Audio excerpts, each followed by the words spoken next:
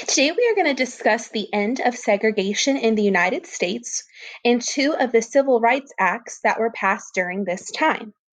We're going to start by talking about the court case Brown versus Board of Education. This is a very famous court case because this declared school segregation unconstitutional. So, this meant that schools could no longer be segregated based on race. Schools were to be integrated, so all the children were to be brought together with all deliberate speed, which means that they expected this process to be quick and to be done immediately. However, the actual process of integrating the schools was very slow, and it took several years for them to end the segregation that was going on in the schools. During this time, the Civil Rights Act was passed in 1964. This act made it illegal to discriminate in public places.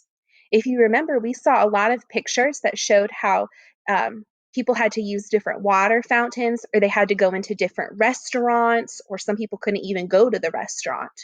This act made it illegal to discriminate in public places, and it also helped provide the integration of schools and other public facilities. It helped that process go quicker to integrate those facilities together. This act also makes it illegal for employers to discriminate based on your race. So employers cannot discriminate or maybe not hire someone just because of their race. The next act that we're going to talk about is the Voting Act of 1965. So this is just 1 year later. This act was signed into law by President Johnson.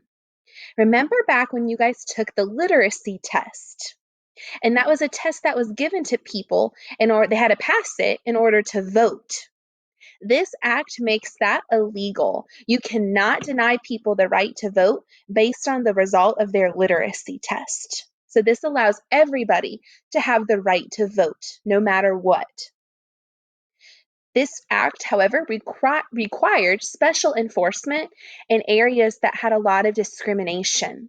So they had to send in police officers to make sure that people had the right to vote and that it wasn't taken away from them. For your work today, you're going to be reading a little bit more about the Civil Rights Act of 1964. It's going to give you some more details about the background and some of the different points of the law. Then you will use that passage to help you answer the 10 questions at the end. Please let us know if you have any questions.